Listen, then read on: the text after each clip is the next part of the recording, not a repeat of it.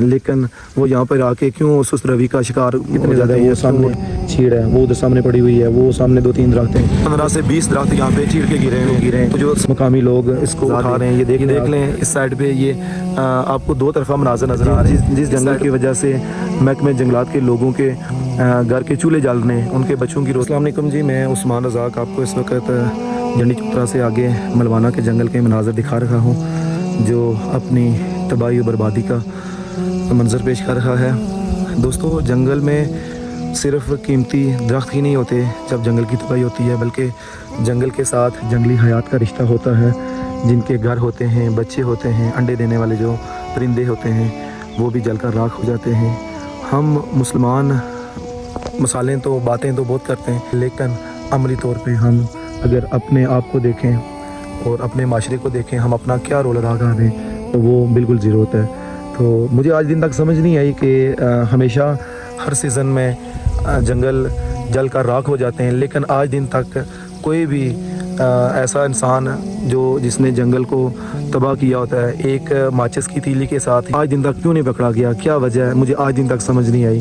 محکمہ جنگلات ہے, کروڑوں کے یہ کا بجٹ ہوتا ہے, بے شمار ملازمین ہیں. جس جنگل کی وجہ سے محکمہ جنگلات کے لوگوں کے گھر کے چولہے جل رہے ہیں, ان کے بچوں کی روزیاں لگی ہوئی ہیں, ان کی اپنی روزیاں لگی ہوئی ہیں, لیکن چاہیں تو وہ ایک دن میں وہ اس مجرم کو سامنے لا سکتے ہیں, لیکن وہ یہاں پر آ کے کیوں سست روی کا شکار ہو جاتے ہیں یا کیوں وہ ڈھیلے پڑ جاتے ہیں, مجھے آج دن تک اس بات کی سمجھ نہیں آئی. یہ دیکھ لیں اس سائڈ پہ یہ آپ کو 2 طرفہ مناظر نظر آ رہے ہیں. اس سائڈ کا جنگل دیکھ لیں آپ, سڑک سے دائیں سائڈ سے, اور بائیں سائڈ والا جنگل بھی آپ دیکھ لیں کہ یہ کتنا خوفناک منظر پیش کر رہا ہے, دیکھ کے بھی ڈر لگ رہا ہے. چیڑوں کے بے شمار درخت جو گرے ہیں, مقامی لوگ اس کو اٹھا رہے ہیں. یہ دیکھ لیں آپ بیچ میں کتنے زیادہ, وہ سامنے چیڑ ہے, وہ ادھر سامنے پڑی ہوئی ہے, وہ سامنے 2-3 درخت ہیں. یعنی کہ ایک ہی چھوٹے سے ایریے کے اندر جو اس وقت آپ کو کیمرے میں نظر آ رہا ہے, 15 سے 20 درخت یہاں پہ چیڑ کے گرے ہوئے ہیں. تو جو سامنے آگے جنگل ہے اس سائڈ پہ, وہ پہاڑی پہ یا ادھر نیچے کتنے زیادہ درخت جو گرے ہوں گے, پڑے ہوں گے. ٹھیک ہے, یہ درخت ضائع ہوتے ہیں, جنگلی حیات ضائع ہوتی ہیں. تو بس ان کا ذمہ دار کس کو کہا جا سکتا ہے؟ محکمہ جنگلات, وہ ان کے کان پہ آج دن تک جوں تک نہیں رہیں گی, وہ آج دن تک اس مجرم تک نہیں پہنچ سکے. میں سمجھتا ہوں کہ اگر اس ملک کے اندر اگر کوئی چھوٹا سا چور اگر واردات کر کے ایک دکان کا تالا توڑ کے بھاگ جائے, تو شام تک یا مہینے کے اندر 15 دن کے اندر اس کو ہماری فورسز پکڑ لیتی ہیں.